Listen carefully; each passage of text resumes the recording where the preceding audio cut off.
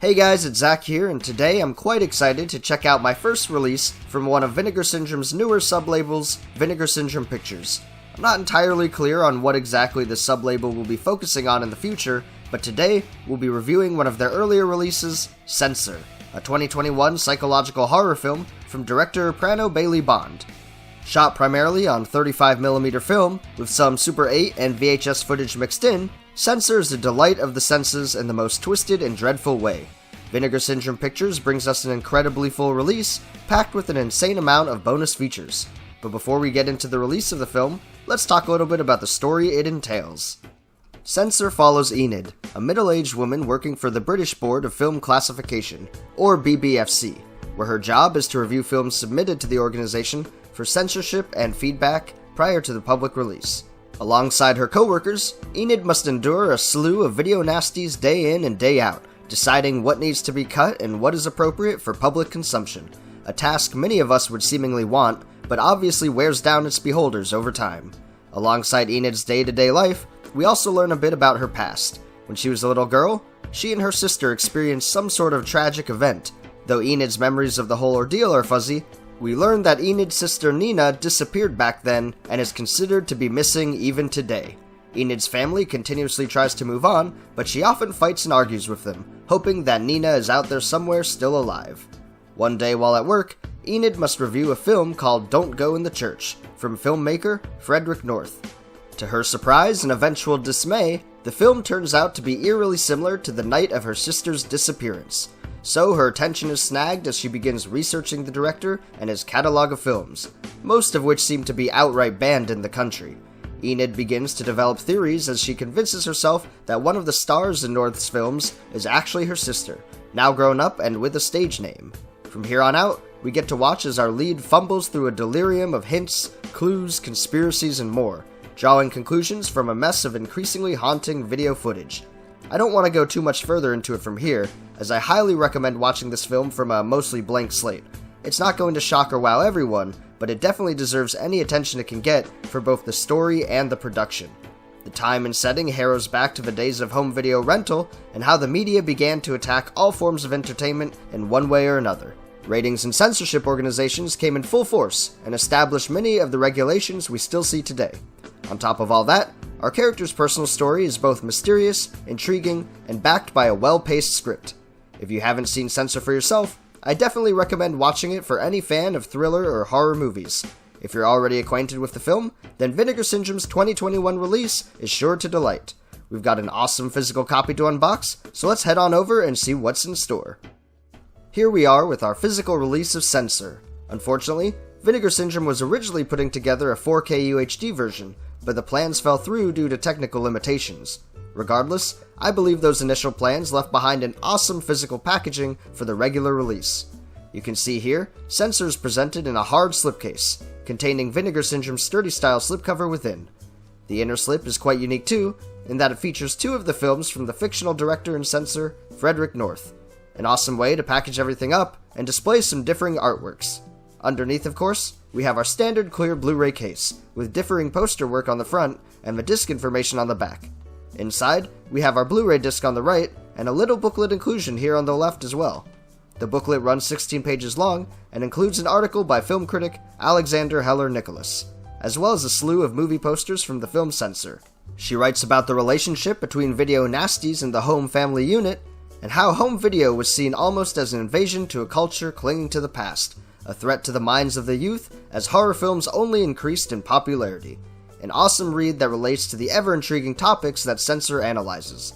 Moving back to our Blu-ray copy, the sleeve for our case is reversible, featuring the theatrical release poster on the opposing side. So many different posters are stamped across this release, and it's awesome.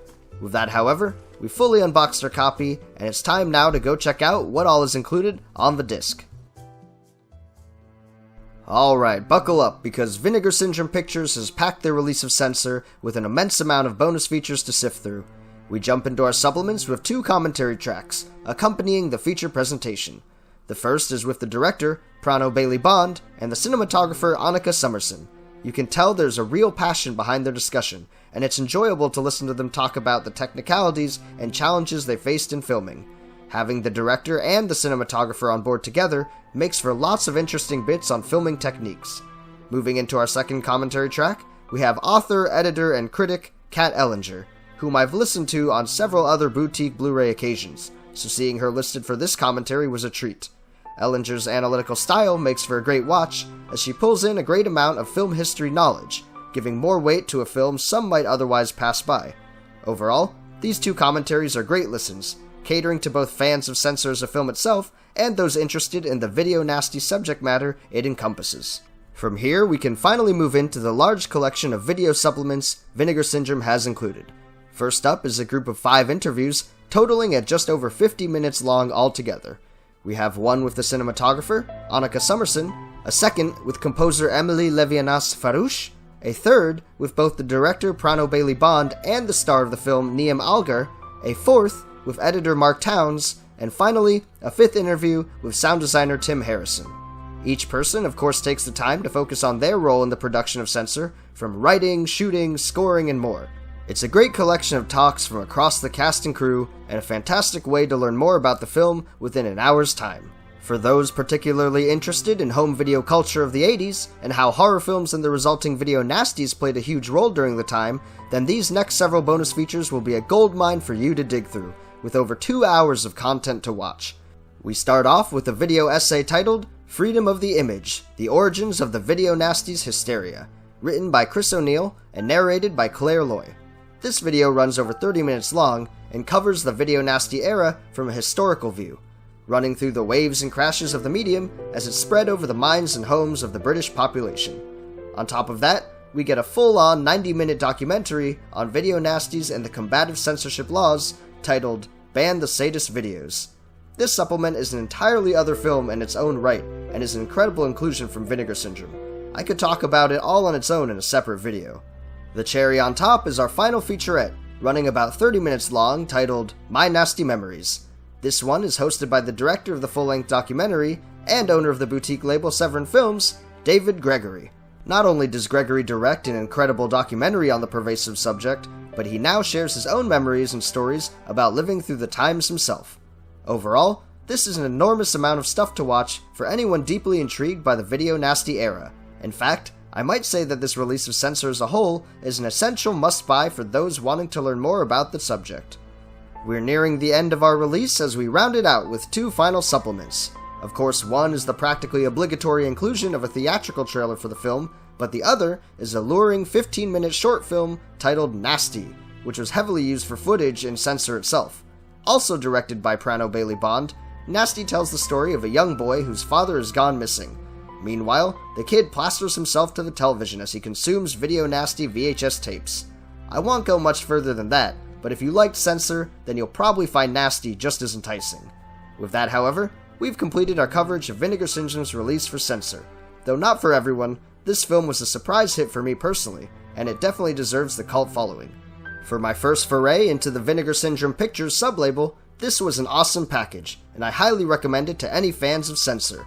Otherwise, definitely try and watch this film where you can. It deserves the one-time stream at the least. For now, thank you guys so much for joining me here once more on Pajama Theater. Like this video and subscribe to support the channel, and let me know down below in the comments what your thoughts were on the film. Did it rattle you to your core like some, or is it just another fleeting horror film in the wind? Until then, thanks again for watching, and I'll see you guys next time.